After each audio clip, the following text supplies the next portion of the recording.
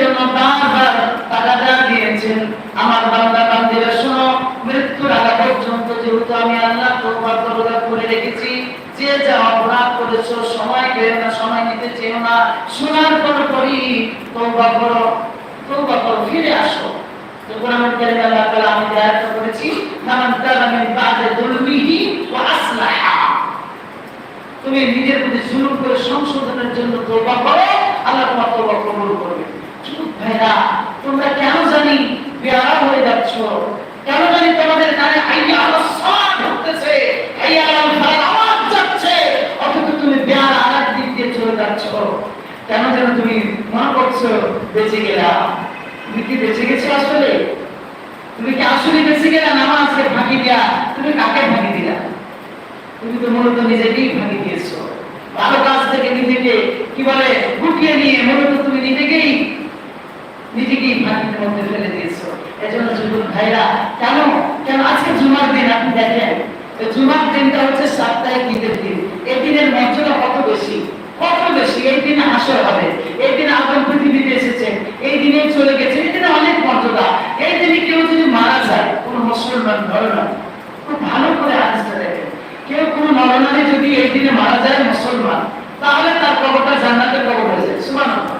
যেটা গতকাল সূর্য অস্তমিত যাওয়ার পরে শুরু হয়েছে, আজকে সূর্য অস্তমিত না হওয়া পর্যন্ত সময়টা জুমাবারের মধ্যে সীমাবদ্ধ। এত মর্যাদাপূর্ণ আজকের এই দিন, এই দিনে কোন একটা অংশ আল্লাহর কাছে দোয়া করলে আল্লাহ তাআলা তা কবুল করে নেন। সুবহানাল্লাহ।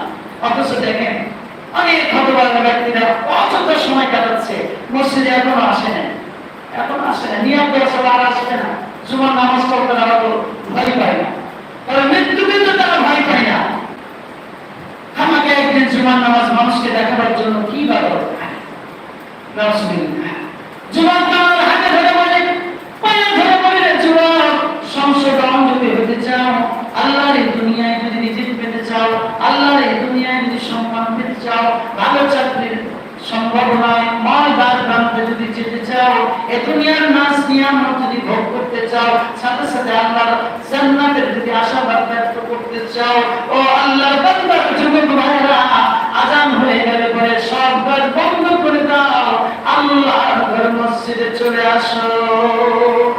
সুবহানাল্লাহ। আল্লাহ কবুল করুন বলে আমিন। বড় আফসোস লাগে যুবক ছেলেরা যখন রাস্তা দিয়ে চলে যায়, অথচ মুসলমানের বাচ্চা, মুসলমানের সন্তান কেমন করে আযান শুনে, তার কানে আযানের পানি প্রবেশ করার পরে মসজিদ অতিক্রম করে চলে যায়। এটা মুসলমানের জ্ঞান হতে পারে না, এটা পাগলের জ্ঞান হতে পারে, এটা পাগলের কাণ্ড হতে পারে, কোন মুসলমানের সন্তান হতে পারে না।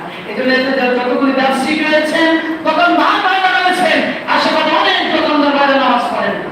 আমরা অনেককে গতকাল একজনের হাত ধরে টান দিলাম, আমাকে চলো নিয়ে নামাজে চলো, হুজুর যান, আমি চলে আসতেছি। আচ্ছা দেখুন নামাজ সালাম দিলেন, একটু চোখ খোলা দাঁড়ালো, আসলে এসছে কিনা, আসলে ওটা একটা ভাগি হয়েছে, হুজুরকে বুঝিয়ে দিলেন, যান হুজুর আসতেছি। আরে না, আপনি না আসলে আমার লাভ কি? আর আপনি আসলে আমার লাভ কি? আর না আসলে আমার ক্ষতি কি?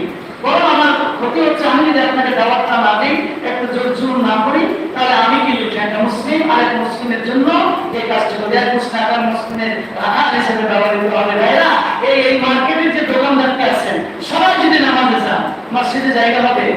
কর্মচারীরাকে যদি আপনি নামাজের টাকাটা দেন, মসজিদে জায়গা হবে? কেন নামাজ পড়েন? অথচ আপনি বলেন আমি মুসলমান। না, চরম ভুলের মধ্যে রয়েছে। আমি এই কথা বলবো না যে নামাজে একমাত্র জান্নাতের যারা চাবিকাঠি, এটি আমি বলবো না।